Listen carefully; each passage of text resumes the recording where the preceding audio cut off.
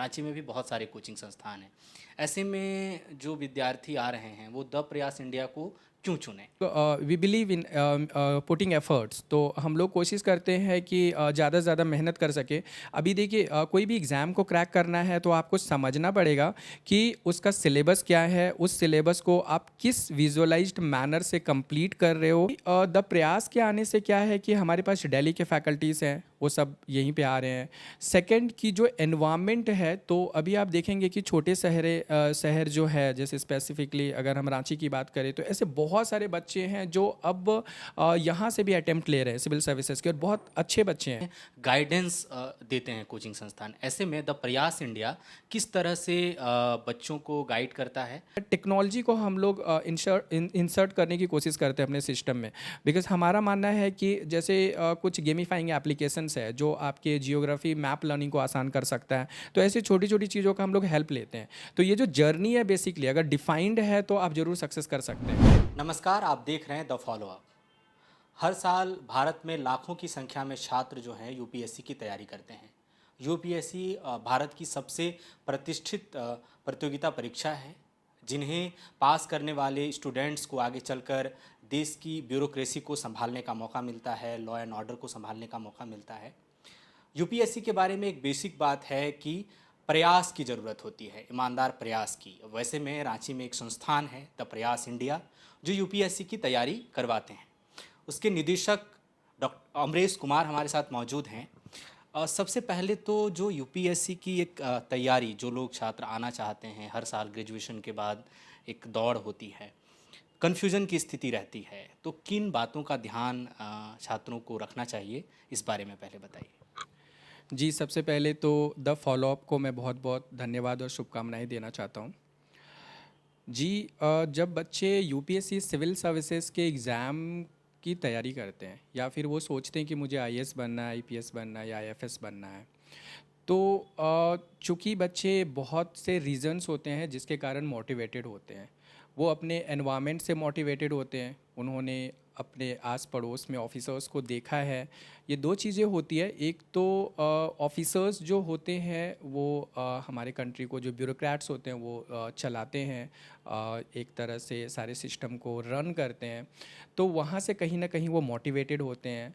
At the same time बच्चों को ये फील होता है कि ये एक बहुत ही प्रेस्टिजियस जॉब है और ऑफ कोर्स मतलब एक सर्विस है और देश के प्रति समर्पित सर्विस है, तो इससे वो मोटिवेटेड होते हैं और वो डिसीज़न लेते हैं कि मुझे यूपीएससी सिविल सर्विसेज में जाना चाहिए और मुझे इसकी तैयारी करनी चाहिए। तो ये एक मेन रीज़न है जो बच्चे मोटिवेटेड होते हैं। जब भी कोई तैयारी में उतरता है तो सिलेबस को लेके कन्फ्यूज़न रहता है, तैयारी के जो रणनीति उसको लेकर रहता है, यूपीएससी का पैटर्न को लेकर बहुत वहापोह की स्थिति रहती है। इस बारे में कुछ बताइए। जी बिल्कुल, ये काफ़ी बढ़िया क्वेश्चन है बिगनर्स के लिए कि यूपीएससी सिविल सर्विसेज की जो परीक्षा होती है तो इसका सिलेबस थोड़ा वास्ट होता है। तो बच्चे जब सिलेबस को देखते हैं तो वो थोड़ा सा घबरा जाते हैं कि ये वास्ट है या बहुत कुछ समझ में नहीं आता है। जैसे आप प्रीलिम्स का जो पेपर होता है तो उसका सिलेबस आप देखेंगे, तो सपोज जियोग्राफी में लिखा हुआ है इंडिया एंड वर्ल्ड जियोग्राफी, तो आप उसको समझ नहीं पाएंगे कि अब कितना जियोग्राफी पढ़ना है, कौन सा पोर्शन को टच करना है, कौन सा पोर्शन को छोड़ना है। यहीं पे एक इंस्टीट्यूशन का काम स्टार्ट होता है।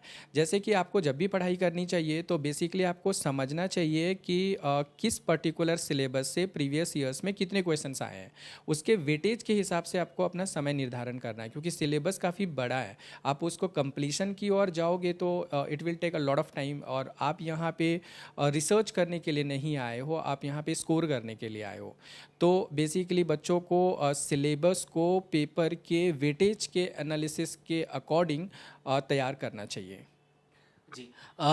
एक जो कई बार प्रॉब्लम रहती है वैकल्पिक विषयों के चुनाव को लेकर, सबसे बड़ा सवाल रहता है कि वैकल्पिक में क्या लें। कई लोग जो ग्रेजुएट होते हैं उस विषय को रखें या कोई और विषय जो ज़्यादा स्कोर करता है, उसका क्या आधार होना चाहिए? जी बिल्कुल, वैकल्पिक विषय जो होता है ऑप्शनल सब्जेक्ट होता है, एक सब्जेक्ट, और उसके दो पेपर्स होते हैं। ये मेन एग्जामिनेशन में होता है और मेन एग्जामिनेशन के मार्क्स के बेसिस पे ही आपको रैंक मिलता है और इंटरव्यू के भी मार्क्स ऐड होते हैं उसमें। तो वैकल्पिक विषय जो ऑप्शनल सब्जेक्ट होता है तो उसके जो दो पेपर्स होते हैं 250 ईच, मतलब 500 मार्क्स के होते हैं। अगर आप प्रीवियस रिजल्ट्स को देखें, जो टॉपर्स के एनालिसिस को देखें, मार्क्स के एनालिसिस को, तो आपको एक बहुत इंटरेस्टिंग सा फैक्ट पता चलेगा कि ये जो वैकल्पिक विषय होते हैं यही स्कोरिंग पेपर्स होते हैं। यहाँ पे अगर आप स्कोर करते हो तो आप अच्छे रैंक ला सकते हो। इनफैक्ट अगर ऐसा माना जाता है कि आप वैकल्पिक विषय में अच्छा स्कोर नहीं करते हो तो मे बी आपका सिलेक्शन इंटरव्यू तक भी ना हो। तो यहाँ पे सिलेक्शन कैसे हो, इसके लिए एक दो चीज़ें बच्चों को ध्यान रखनी चाहिए। सबसे पहली चीज़ कि बच्चे को वही सब्जेक्ट लेना चाहिए जिसमें उसको इंटरेस्ट है, इर्रेस्पेक्टिव कि वो किस सब्जेक्ट में ग्रेजुएशन किया है। नंबर 2, जिस सब्जेक्ट को उन्होंने चूज़ किया है उसके सिलेबस को देखना चाहिए। ऐसा नहीं होना चाहिए कि सिलेबस उसका बहुत ही बड़ा है और वो सिलेबस कवर करने में ही उसके समय निकल जा रहे हैं। नंबर 3 कि उसके रिसोर्सेज अवेलेबल होने चाहिए मार्केट में। आपने कोई ऐसा सब्जेक्ट ले लिया जिसके आपको नोट्स नहीं मिल रहे हैं और आपको उसके फैकल्टीज़ और मेंटोर्स नहीं मिल रहे हैं तो आपको ये दिक्कत हो सकती है। तो ये कुछ कुछ चीज़ें हैं जो बेसिकली आपको ऑप्शनल डिसाइड करने से पहले सोचना चाहिए। और एक और चीज़ है कि ऐसा नहीं है कि आप स्टार्ट करो प्रिपरेशन और इमीडिएटली आप इस चीज़ को सोच लो कि मेरा ऑप्शनल ये है। आप पहले स्टार्ट करो जीएस के पेपर से, 3-4 महीनों के बाद आपको फील होगा कि मैं यहाँ पे ज़्यादा इंटरेस्टेड हूँ, तो वो सब्जेक्ट को आप ऑप्शनल बनने दीजिए। जो छात्र आ रहे हैं तैयारी करने के लिए, उनके लिए गुरु मंत्र क्या है, एक फॉर्मूला? जी, सबसे पहले तो आपने अगर गोल डिसाइड कर लिया है कि मुझे ये यूपीएससी सिविल सर्विसेज का एग्ज़ाम क्लियर करना है, बहुत अच्छे रैंक के साथ करना है, तो मैं आपको शुभकामनाएं देता हूँ। आप मेरी मानिए तो एग्ज़ाम बहुत आसान है।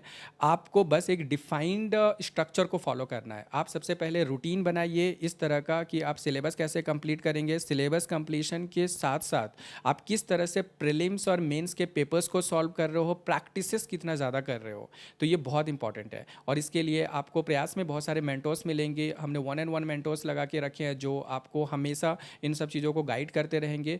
और जो फैकल्टीज़ है वो basically according to analysis of previous papers, weightage and everything they used to teach you. तो आपको इन सब का दिक्कत नहीं होगा, बस आपको मेहनत करते रहनी है। कुछ ही दिन में 10 बोर्ड्स के रिजल्ट आ जाएंगे, बच्चे +2 में आएंगे, कई लोग +2 पास करके ग्रेजुएशन की तरफ बढ़ेंगे। आपका जो बैच है नया, वो कब से शुरू होने वाला है और उसका स्ट्रक्चर क्या होगा और कैसे वो एडमिशन ले सकते हैं, इस बारे में एक डिटेल इन्फॉर्मेशन दे। जी, हमारा प्रयास चूँकि लाइक यहाँ रांची में अभी हाल में ही स्टार्ट हुआ है, 3 मंथ्स हुए हैं, तो हमारे 1-2 बैचेस फुल हो गए हैं। और अभी तो ऑफ सीज़न है, अब चूँकि बच्चे अब एडमिशन्स लेना स्टार्ट करेंगे तो हमारे पास नंबर ऑफ़ एडमिशन्स इस साल हमारी जो ऑपरेशन टीम है उन्होंने फिक्स किया है 200। इसमें बेसिकली फाउंडेशन के बच्चे का बैचेस जो है वो अलग है, टारगेट के बच्चे जो हैं उनका बैचेस अलग है। तो ये सारे एडमिशन्स हमारे अप्रैल फर्स्ट वीक से स्टार्ट हो रहे हैं और जैसे ही हमारे ये सारे एडमिशन्स ख़त्म होंगे तो we will close like getting admissions. और मतलब क्लासेस कब से शुरू हो जाएंगे? जी, अप्रैल फर्स्ट वीक से ही, अप्रैल मोस्ट प्रोबेबली 10 अप्रैल से हमारे पास डिफाइंड आ गया है टाइम टेबल एंड एवरीथिंग। और हमारी टीम क्या करती है, पूरे साल भर का टाइम टेबल बना के स्टूडेंट को दे देती है सो दैट उनको ये पता रहे कि मेरी जर्नी कैसे जाने वाली है। प्रोसेस के बारे में भी बता दीजिए कि ऑफलाइन ऑनलाइन किस तरीके से वो आपसे संपर्क कर सकते हैं दाखिले के लिए। जी बिल्कुल, हमारा सेंटर रांची में है, हरिओम टावर में है। तो आई वुड रिक्वेस्ट कि आप प्लीज़ पहले तो सेंटर आइए, यहाँ पे जो भी हमारे एक्सपर्ट काउंसलर्स होंगे आप उनसे बातें कीजिए, उनसे मिलिए। और आप चाहें तो फैकल्टी भी रहेंगे 1-2, आप उनसे भी बातें कीजिए। उसके बाद आप कोशिश कीजिए कि आप अपने गार्डियन के साथ आए, पेरेंट्स के साथ आएँ, क्योंकि उन्हें भी पता चलना चाहिए कि आप कहाँ तैयारी करते हो, किस तरह से वहाँ के लोग हैं। तो आप यहाँ पे आइए, that is the first process. और यहाँ से वो आपको एडमिशन के प्रोसेस बताएंगे। आपको बस फ़ी पे करना होगा, आपके लिए होगा तो वो स्कॉलरशिप टेस्ट लेंगे जिससे आप कुछ स्कॉलरशिप अवेल कर सकते हैं। तो बस इतना ही प्रोसेस है। भाषा के चुनाव को लेकर भी बहुत कन्फ्यूज़न रहता है कि किस भाषा में परीक्षा दें। पिछले कई सालों से थोड़ी विवाद की भी स्थिति रही है परिणामों को लेकर, उस बारे में आप क्या सोचते हैं? जी देखिए, यूपीएससी सिविल सर्विसेज को बेसिकली भाषा से बहुत ज़्यादा कोई मतलब नहीं है। ये एक एग्ज़ाम है और वो चाहते हैं कि ऐसे लोग इसमें आए जो भाषा मतलब जो सब्जेक्ट मैटर पे वेल वर्स्ड हो और जिनके डिसीजन मेकिंग की क्वालिटी अच्छी हो। तो ये अलग अलग भाषाओं में एग्ज़ाम होती है। जैसे पेपर जो है आपका हिंदी और इंग्लिश में आता है, लेकिन आप जैसे एक तो प्री हो गया जो तो ऑब्जेक्टिव है और हिंदी इंग्लिश में ही रहेगा, तो वहाँ पे भाषा का कोई क्वेश्चन नहीं होता है। मेन एग्जामिनेशन जो है जहाँ पे डिस्क्रिप्टिव पेपर आते हैं, तो वहाँ पे पेपर हिंदी इंग्लिश में ही रहेगा, बट आप उसको अपीयर कर सकते हो किसी भी भाषा में। तो यूपीएससी आपको ये फ्रीडम देता है। अगर आपको यूपीएससी फ्रीडम देता है तो इसका मानना ये है कि आप जिस भाषा में कंफर्टेबल हो आपको देना चाहिए। अब रही बात कि ज़्यादातर लोग, अगर आप रिजल्ट की बात करें तो हिंदी मीडियम में काफ़ी बच्चों का सिलेक्शन कम हो गया है, सक्सेस रेशियो अगर आप बात करें तो रीज़न ये है कि बहुत सारे बच्चे हिंदी मीडियम में तैयारी नहीं करते हैं, और इंग्लिश मीडियम का अभी एक क्रेज़ हो गया है, फैकल्टीज़ ज़्यादा अवेलेबल है, कोचिंग ज़्यादा अवेलेबल है, रिसोर्सेज ज़्यादा अवेलेबल है। So that is the reason कि इंग्लिश मीडियम के बच्चे ज़्यादा सेलेक्ट हो रहे हैं। अब बात करते हैं जो कोचिंग संस्थान है जिस तरह से मदद करते हैं, कहते हैं गाइडेंस देते हैं कोचिंग संस्थान। ऐसे में द प्रयास इंडिया किस तरह से बच्चों को गाइड करता है, और अपने संस्थान के बारे में थोड़ा सा डिटेल में। जी बिल्कुल, हमारा जो प्रयास इंडिया है, चूँकि हमने नाम भी प्रयास रखा है कि हम लोग we believe in putting efforts, तो हम लोग कोशिश करते हैं कि ज़्यादा से ज़्यादा मेहनत कर सके।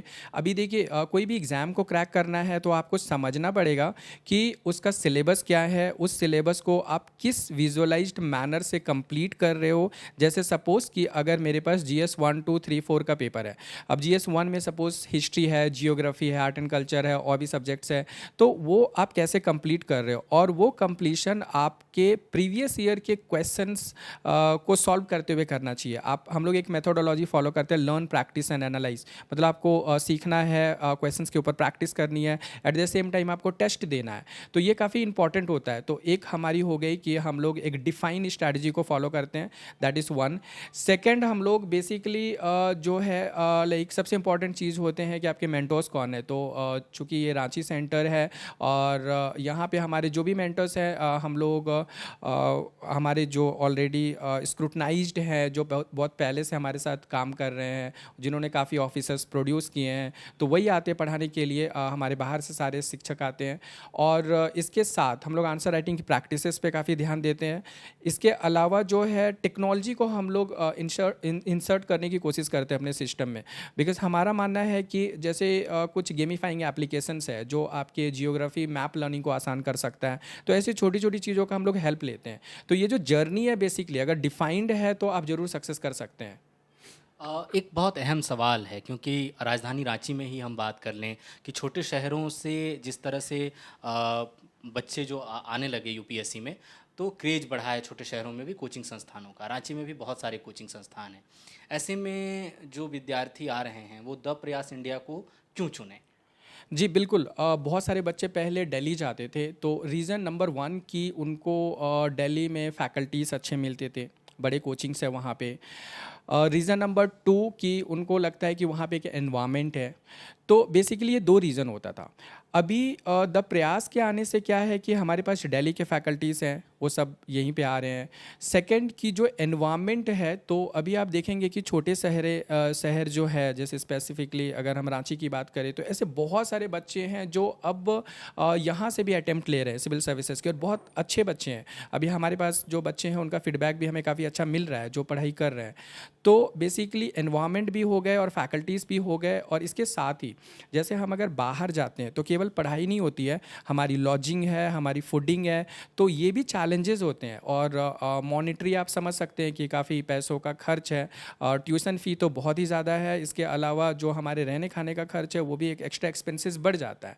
तो ये सारे अगर आप देखेंगे तो सारी चीज़ों के लिए प्रयास यहाँ पे है, जो बच्चों को काफ़ी हेल्पफुल हो रहा है। जिस तरह से आपने खर्चे की बात की, निश्चित रूप से आपको स्टडी मटेरियल है, बाहर के शहरों में रह रहे हैं, कोचिंग संस्थानों की फ़ीस भी बहुत ऊंची है। ऐसे में जो आर्थिक रूप से कमज़ोर बच्चे हैं उनके लिए प्रयास इंडिया की तरफ से कुछ प्रयास है? जी बिल्कुल, हम लोग के डिफरेंट स्कॉलरशिप टेस्ट्स हैं, जिसमें कि जो मेरिटोरियस बच्चे हैं वो काफ़ी अच्छा अवेल कर सकते हैं। अप टू 100% स्कॉलरशिप भी हम लोग प्रोवाइड कर रहे हैं। दूसरी चीज़ें हैं कि लाइक कुछ बच्चे जो इकोनॉमिकली बहुत ही वीकर सेक्शन से हैं, तो वो आते हैं, उनका डॉक्यूमेंट वेरिफिकेशन होता है, वहाँ पे भी हम उनको जितना भी फाइनेंशियली सपोर्ट होता है with respect to tuition fee, तो हम लोग वो करते हैं। और हमने फ़ी स्ट्रक्चर को भी बहुत कम रखा है with respect to UPSC civil services की कोचिंग, जिस जिसमें कि बच्चे ज़्यादा से ज़्यादा पार्टिसिपेट कर सके प्रयास इंडिया में और अफोर्ड कर सके फ़ी को। एक लास्ट सवाल, इसमें दो सवाल होंगे। एक तो जो विद्यार्थियों को गुरु मंत्र आप देना चाहेंगे। दूसरा सवाल ये है कि एक कन्फ्यूज़न बहुत रहता है कि यूपीएससी की तैयारी कब शुरू कर देनी चाहिए। क्या +2 से शुरू कर देनी चाहिए, क्या ग्रेजुएशन में पढ़ने के दौरान शुरू करनी चाहिए, या बहुत लोग ग्रेजुएशन के बाद इसमें आते हैं। सही समय क्या है तैयारी शुरू करने? जी, मैं पहले आपके दूसरे सवाल का आंसर करूंगा कि when to start UPSC civil services preparation. So basically देखिए, आपकी प्रिपरेशन जो होती है आपके गोल के लिए होती है। अगर आपने गोल डिसाइड कर लिया है, सपोज़ कि आपने 10th क्लास में ही अपना गोल डिसाइड कर लिया है, अब आप 12th हो चुके हो, आप ग्रेजुएशन फर्स्ट ईयर में हो, तो why you are waiting for like to get graduated. आपको अपनी प्रिपरेशन स्टार्ट करनी चाहिए। नो डाउट कि आपको जो प्रिपरेशन का जो लेवल है वो बेसिक से स्टार्ट करना चाहिए। ऐसा नहीं है कि आप पूरी दिन एकदम उसके पीछे लगा दे रहे हो और आपका एकेडमी थोड़ा सा प्रॉब्लम हो रहा है। आप उसको बेसिक लेवल पे स्टार्ट कर सकते हैं। इसके लिए हम लोगों ने 3 इयर्स का भी फाउंडेशन प्रोग्राम लॉन्च किया हुआ है, जो अलग अलग फेज़ में चलता है और बच्चों को उसकी तैयारी कराते हैं। दूसरी बात है कि जो ग्रेजुएशन में सपोज़ फाइनल ईयर के स्टूडेंट हैं वो भी कर ही सकते हैं, क्योंकि अल्टीमेटली अगर आपने गोल डिसाइड कर लिया है तो अब ग्रेजुएशन के बाद जो बच्चे डिसाइड करते हैं तो देखिए उसके पास चैलेंजेस हो जाते हैं। एक चैलेंज तो ये होता है कि अभी फैमिली को उनसे एक्सपेक्टेशन होता है कि नाउ यू आर ग्रेजुएटेड, तो अब आपका करियर के ऊपर एक क्वेश्चन आता है, आपके गैप्स होने लगते हैं करियर को लेके, तो वहाँ पे एक उनको मेंटली प्रेशर डेवलप होने लगता है। बट स्टिल जो बच्चे ने डिसीजन ले लिया, सपोज़ उन्होंने जॉब भी छोड़ा या फिर सपोज़ उन्होंने सोचा कि मुझे 2-3 साल और या 1 साल और ट्राई करना है, तो वो पूरी दम लगा के तैयारी करेंगे तो अपने गोल को पाना is the most important part. So I would suggest कि as soon as you get it decided that I am going to appear for this exam, so you should start your preparation now. Thank you sir, पूरी बात। तो ये प्रयास India के निदेशक अमरेश कुमार हैं। इन्होंने जो तमाम बेसिक सवाल हैं यूपीएससी की तैयारी को लेकर वो इन्होंने दे दिया कि कब तैयारी के लिए सही वक्त है, पैटर्न क्या है, उसकी तैयारी कैसी करनी चाहिए। जब वैकल्पिक विषय का चुनाव आप करते हैं तो उसके चुनाव का आधार क्या होना चाहिए, पढ़ाई को लेकर जो निर्धारित समय है वो कितना होना चाहिए, और इसके अलावा जो डेडिकेशन की बात की जाती है, चूँकि ये सबसे कठिन और सबसे प्रतिष्ठित प्रतियोगिता परीक्षा है तो निश्चित रूप से ये मेहनत और डेडिकेशन भी आपसे बहुत ज़्यादा मांगता है। फिलहाल हमें इजाज़त दीजिए। सहयोगी अमित के साथ मैं Suraj, the follow up, Ranchi. Vivekananda Vidya Mandir school एक CBSE affiliated English medium coed school है। हम शिक्षा के साथ संस्कार देते हैं। thefollowup.in, like, share, and